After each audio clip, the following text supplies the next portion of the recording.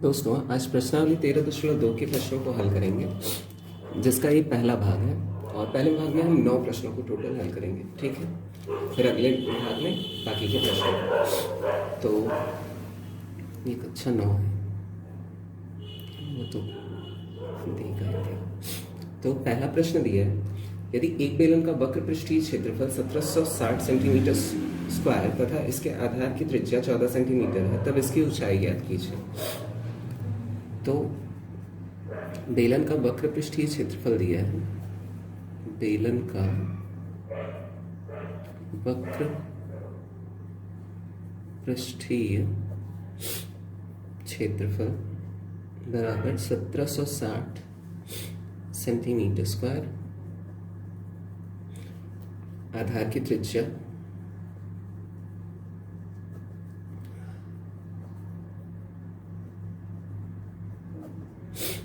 बराबर 14 centimetre,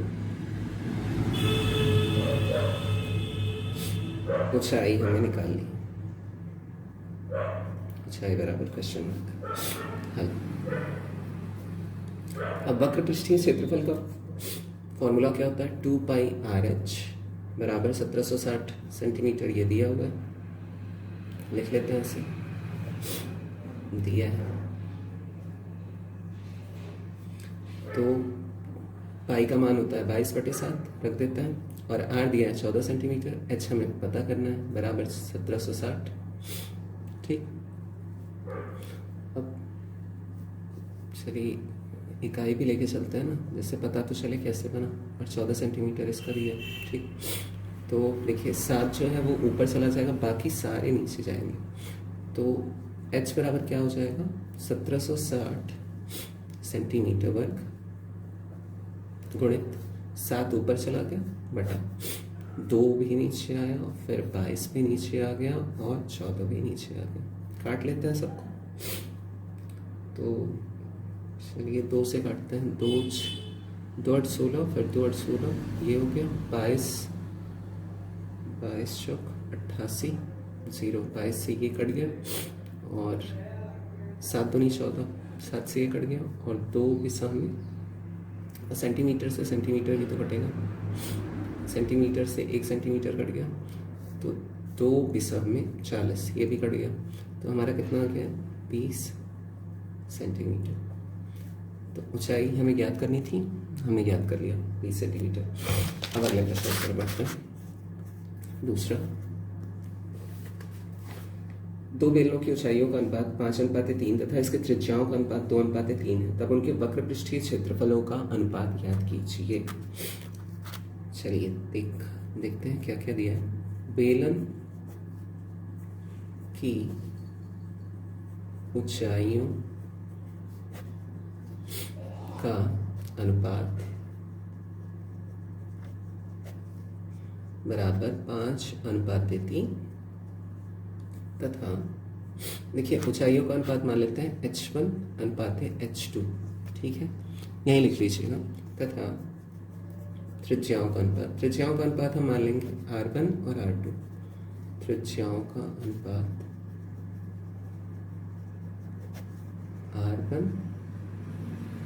R1:R2 बराबर दिया है 2:3। ठीक। तब बेलन का वक्र पृष्ठीय क्षेत्रफल, तब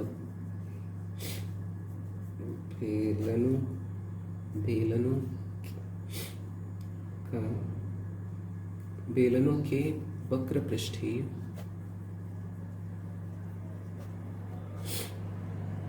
क्षेत्रफल का अनुपात कितना हो जाएगा?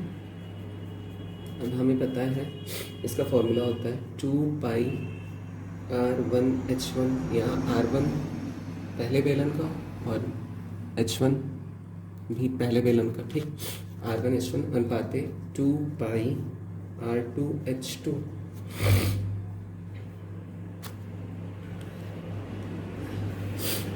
बराबर, इसे लिख सकते हैं 2 पाई R1H1 बटा 2 पाई R2H2, है ना। हम अनुपात को बट्टे में लिख सकते हैं। देखिए 2 पाई से तो 2 पाई कैंसिल हो गया। अब यहाँ देखिए H1 कितना दिया है? 5 दिया है, और R1 कितना दिया है? 2 दिया है। तो यहाँ रख सकते हैं हम R1 2 गुणित H1 5 बटा, और R2 कितना दिया है, R2 3 दिया है, और H2 कितना दिया है, 3 ही दिया है। तो 5 दूनी 10 और 3 3 का 9, तो इनका अनुपात कितना हो जाएगा, 10 अनुपात 9। हो अच्छे से समझ में आया हो, है ना। तो फिर बढ़ते हैं अगले प्रश्न की तरफ। अगला प्रश्न है तीसरा। एक बेलन आयताकार कागज को उसकी लंबाई के सापेक्ष मोड़कर बनाया गया है, जिसकी विमाएं मतलब दिशाएं या डायरेक्शन 8.8, अरे डायरेक्शन मतलब डायमेंशन, विमाएं मतलब डायमेंशन 8.8 सेंटीमीटर गुणित 2.8 सेंटीमीटर, तब बेलन की त्रिज्या ज्ञात कीजिए। चलिए देखते हैं क्या क्या दिया है। तीसरा, आयताकार कागज की माप बराबर 8.8 सेंटीमीटर गुणित 2.8 सेंटीमीटर, और कागज की लंबाई दी है, कागज की लंबाई बराबर 8.8 सेंटीमीटर, और चौड़ाई दी है, जो शुरू में दिया है उसे लंबाई मान लिया मैंने, और बाद में जो दिया है उसे मैंने चौड़ाई मान लिया 2.8 सेंटीमीटर। माना बेलन की त्रिज्या बराबर R, माना बेलन की त्रिज्या बराबर R। चूंकि अब देखिए आयताकार कागज, थोड़ा बना के समझाता हूँ, इस टाइप का होता है आयताकार कागज। इसे अगर लंबाई के सापेक्ष में मैं मोड़ूं तभी तो एक बेलन की आकृति लेगा ना, मतलब इसे ऐसे फोल्ड करूं तो ये इस टाइप का बन जाएगा, है ना। लंबाई के सापेक्ष मोड़ दूं तब जुड़ जाएगा, ठीक। तो यही मैं लिख रहा हूं, आयताकार कागज, चूंकि आयताकार कागज को उसके लंबाई, तो लंबाई इसकी क्या बन जाएगी, ऊंचाई, एक्चुअल में ऊंचाई बन जाएगी। तो यही समझाने का मतलब है, लंबाई के सापेक्ष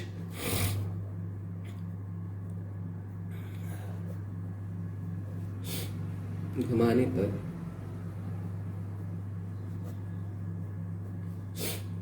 बेलन प्राप्त होता है।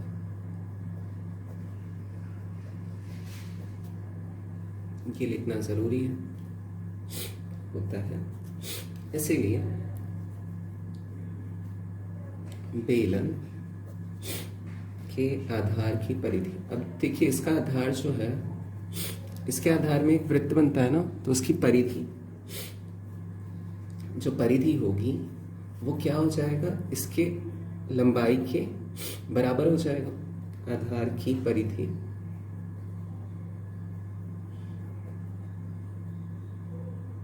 बराबर कागज की लंबाई, है ना।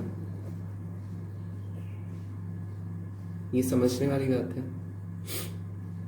अगर जब इसी लंबाई के सापेक्ष में हम मोड़ रहे हैं तो ये जो बनेगा सर्कमफेरेंस या परिधि, वो इसके कागज की लंबाई के बराबर ही होगी, जो कि 8.8 सेंटीमीटर है। तो हम लिख सकते हैं बेलन के आधार की परिधि। अब आधार जो है वो वृत्ताकार का है, और परिधि का सूत्र क्या होता है, वृत्त का मतलब सर्कल का सर्कमफेरेंस का फॉर्मूला होता है 2πr, और कागज की लंबाई कितनी दी है, 8.8 सेंटीमीटर। ये हमें दिया है, तो चलिए इसे हल कर लेते हैं। 2 गुणित 22/7, आर का तो पता नहीं है, तो आर बराबर 8.8 सेंटीमीटर, तो 7 ऊपर चला जाएगा, बाकी सब नीचे। तो आर बराबर 8.8 गुणित 7/2 गुणित 22। अब दशमलव हटाना है। सबसे पहले जब हल करते हैं तो दशमलव हटा के ही हल करते हैं। तो दशमलव हटाना है तो ऊपर 10 का गुणा कर देंगे, नीचे 10 का गुणा, तो ऊपर हो जाएगा 88 गुणित 7, और नीचे हो जाएगा मान लीजिए 20 कर देते हैं, मतलब इसमें शून्य का गुणा कर देते हैं 10 का, 22, तो 22 चौक 88 और 4 पंचे 20, तो ये उत्तर आएगा 7/5। अब ऐसे काटेंगे हम, तो 5 एकम 5 और 5 चौक 20 सेंटीमीटर। उत्तर आ गया। तो त्रिज्या क्या हो गई 1.4 सेंटीमीटर। अब बढ़ते हैं अगले प्रश्न की तरफ। चौथा,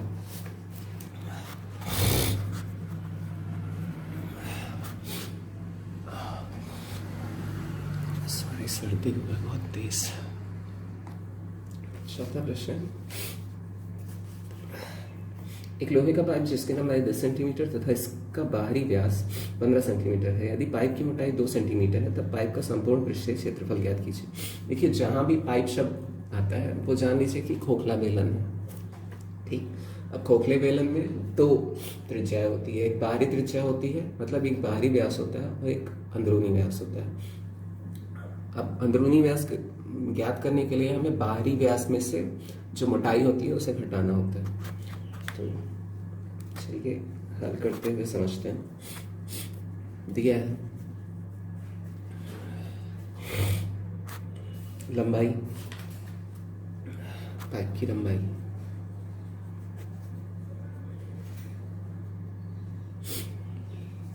10 सेंटीमीटर,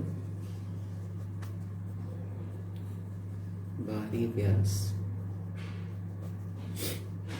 बराबर 15 सेंटीमीटर। तो त्रिज्या क्या हो जाएगी इसकी, बाहरी त्रिज्या बटा 2 कर देंगे, बाहरी त्रिज्या बराबर 15 बटा 2 बराबर 7.14 7.5 सेंटीमीटर। अब मोटाई दिया है, मोटाई बराबर 2 सेंटीमीटर। तो आंतरिक व्यास कितना हो जाएगा, बताया था बाहरी व्यास में से अगर मोटाई घटा देते हैं तो आंतरिक व्यास पता चल जाता है। अतः आंतरिक व्यास बराबर बाहरी व्यास माइनस मोटाई, तो बाहरी व्यास 15 दिया है और मोटाई 2 बराबर कितना आ जाएगा हमारा 13 सेंटीमीटर। तो बाहर आंतरिक त्रिज्या कितनी हो जाएगी, क्योंकि व्यास का फॉर्मूला तो कहीं लगता नहीं है, व्यास तो आता नहीं है, त्रिज्या ही हमें लगाना होता है, इसलिए त्रिज्या हम ज्ञात कर ले रहे हैं। तो 13 बटा 2 कर देंगे, आ जाएगा, तो ये आ जाएगा 6.5 सेंटीमीटर। ये आ गया। तो पाइप का संपूर्ण पृष्ठीय क्षेत्रफल इसका, अब देखिए खोखले बेलन के संपूर्ण पृष्ठीय क्षेत्रफल का ही फॉर्मूला है, यानी पाइप जो है वो क्या है, खोखला बेलन ही। तो पाइप का संपूर्ण पृष्ठीय क्षेत्रफल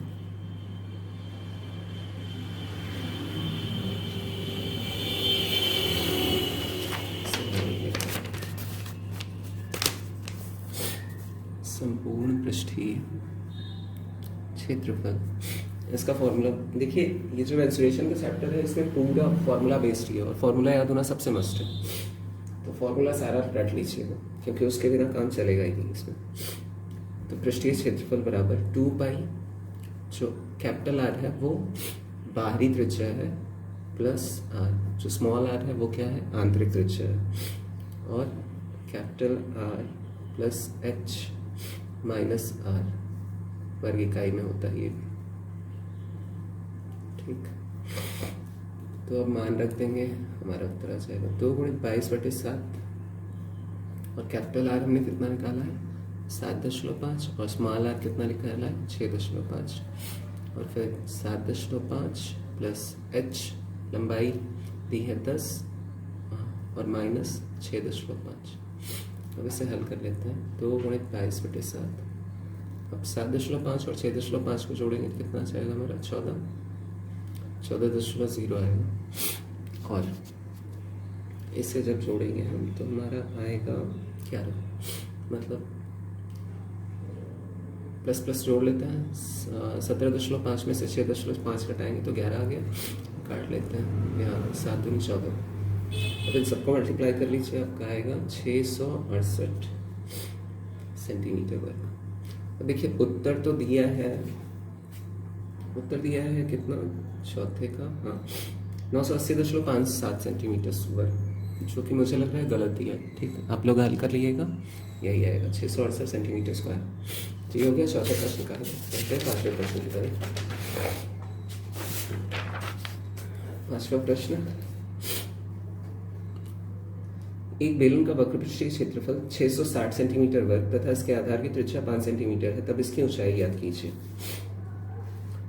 5वां प्रश्न देखते हैं क्या क्या दिया।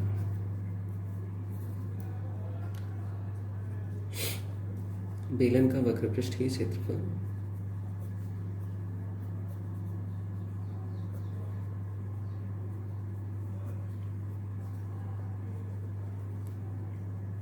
660 सेंटीमीटर स्क्वायर, आधार की त्रिज्या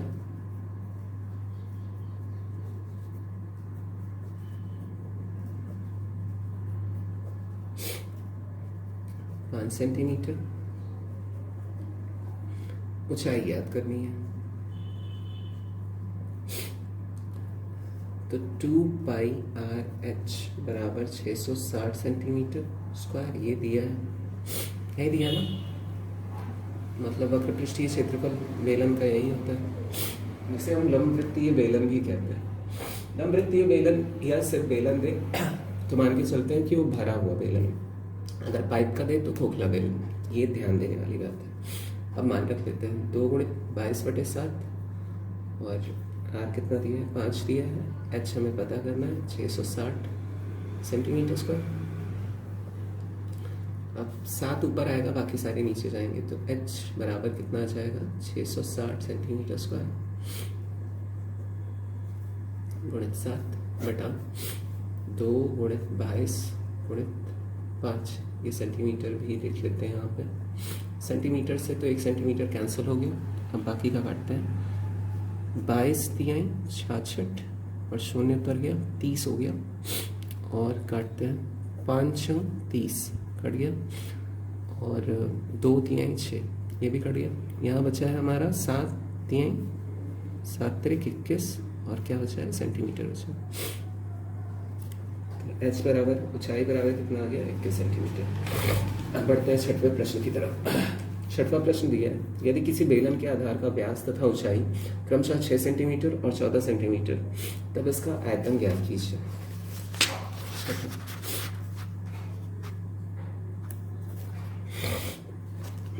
बेलन के आधार का व्यास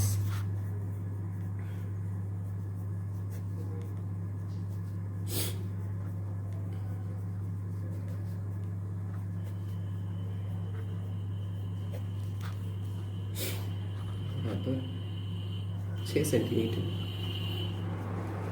तो त्रिज्या क्या हो जाएगी, 3 सेंटीमीटर हो जाएगी। 6/2 बराबर 3 सेंटीमीटर, और ऊंचाई दिया है 14 सेंटीमीटर। बेलन का आयतन हमें ज्ञात करना है। बेलन का आयतन बराबर पाई आर स्क्वायर एच, घन इकाई होता है इसमें। अब दिया है जो रख देते हैं, 22/7 पाई का मान होता है, और आर हमें दिया है 3, तो 3 का वर्ग है 2 बार रख देते हैं, और यहाँ दिया है 14। एच बराबर, तो 7 दूनी 14 कट गया, तो 22 दूनी 44, 9 40 और 9 396 सेंटीमीटर क्यूब या घन क्यूब। ये भी उत्तर हो गया। 7वां प्रश्न, एक लंबवृत्तीय बेलन के आयतन की गणना कीजिए यदि इसके आधार की त्रिज्या 14 सेंटीमीटर और ऊंचाई 14 सेंटीमीटर है। चलिए क्या निकालना है हमें, इसके आयतन की गणना करना है। प्रश्न संख्या 7वां, बेलन के आधार की त्रिज्या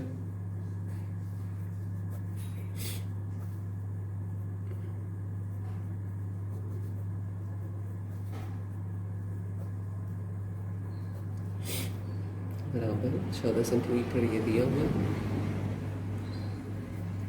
ऊंचाई ये भी 14 सेंटीमीटर है, आयतन हमें ज्ञात करना है।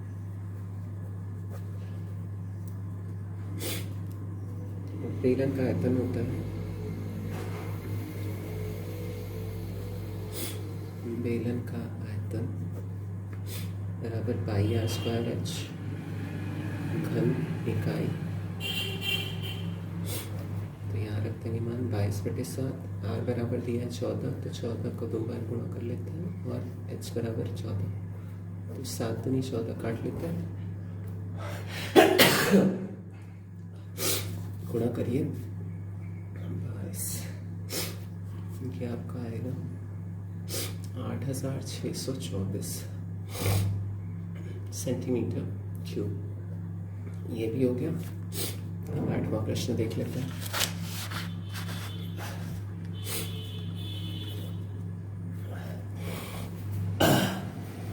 8वां प्रश्न दिया है, एक स्टील का पाइप जिसकी लंबाई 140 सेंटीमीटर तथा इसके आंतरिक और बाहरी व्यास क्रमशः 8 सेंटीमीटर और 10 सेंटीमीटर है, तब स्टील का आयतन ज्ञात कीजिए। देखिए यहाँ स्टील पाइप दे दिया, पाइप मतलब खोखला बेलन, तो इसमें जितने भी सूत्र लगेंगे सारे किसके लगेंगे, खोखले बेलन के ही सूत्र लगेंगे। तो स्टील पाइप की लंबाई दी है, स्टील पाइप की लंबाई बराबर 140 सेंटीमीटर, आंतरिक व्यास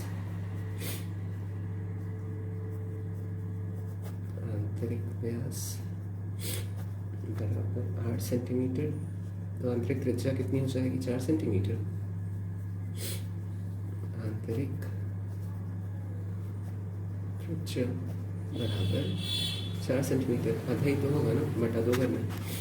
बाहरी व्यास बराबर दिया है, यहाँ लिख भी लेते हैं, आंतरिक त्रिज्या स्मॉल आर, ठीक है, जिसे हमें पता है बाहरी व्यास बराबर 10 सेंटीमीटर, तो बाहरी त्रिज्या क्या हो जाएगी, बाहरी त्रिज्या जिसे हम लिख लेते हैं क्या, कैपिटल आर, बराबर आधा हो जाएगा उसका, तो 5 सेंटीमीटर।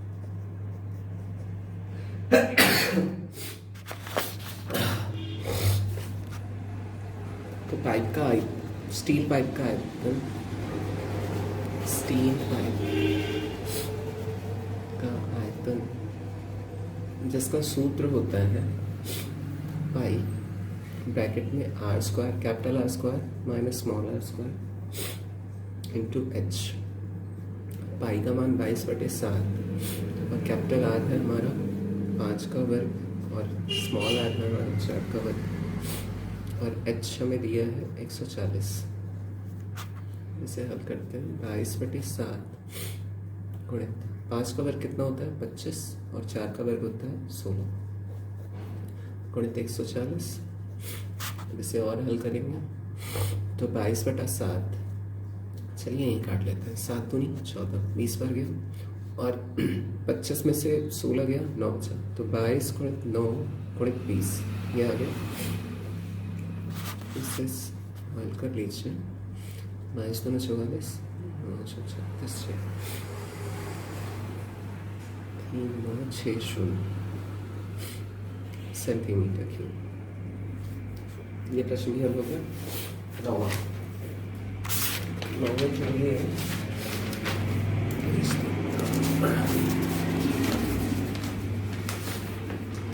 इसको खरीदेंगे,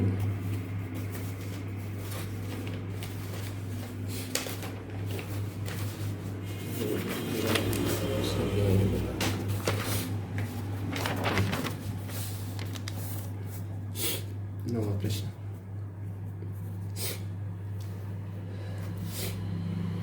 एक बेलन में यदि त्रिज्या को आधा तथा ऊंचाई को दुगुना कर दिया जाए तब इसका आयतन ज्ञात कीजिए। ध्यान से देखिएगा, दिया है क्या क्या दिया है ये देखना है।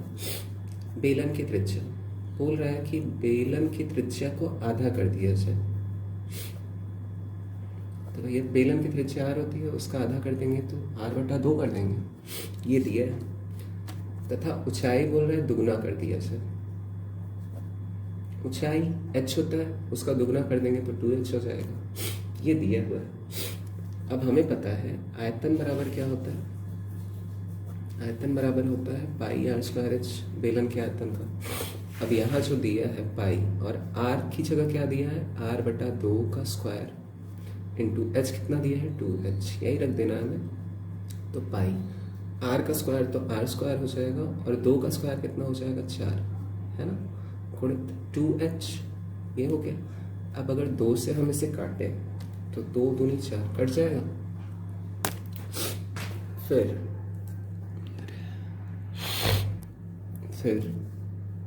इसे हम लिखना चाहें तो पाई आर स्क्वायर एच बटा 2, और अगर और संशोधित करके लिखना चाहें तो 1/2 पाई आर स्क्वायर एच, ऐसा लिख सकते हैं, बिल्कुल लिख सकते हैं।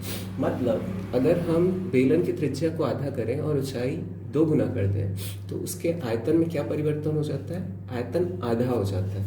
तो यही लिखना है, आयतन 1/2 हो जाता है। मतलब देखिए फॉर्मूला वही है ना, पाई आर स्क्वायर एच, आयतन का सूत्र वही है, लेकिन क्या हो रहा है, आधा हो रहा है। तो आयतन क्या हो जाएगा, आधा, यही उत्तर हो जाएगा, आयतन आधा हो जाएगा। ये हो गया 9 प्रश्नों के हल। अब फिर अगले पार्ट में हम आगे के प्रश्नों को हल करेंगे, जो बचते हैं 10 से 13 प्रश्न। ठीक, तो फिर मिलते हैं अगले वीडियो में, तब तक के लिए टेक केयर, बाय बाय। और प्लीज़ मेरे चैनल को सब्सक्राइब ज़रूर करिएगा और वीडियो अगर पसंद है तो लाइक भी करिएगा। Thanks for watching, bye bye.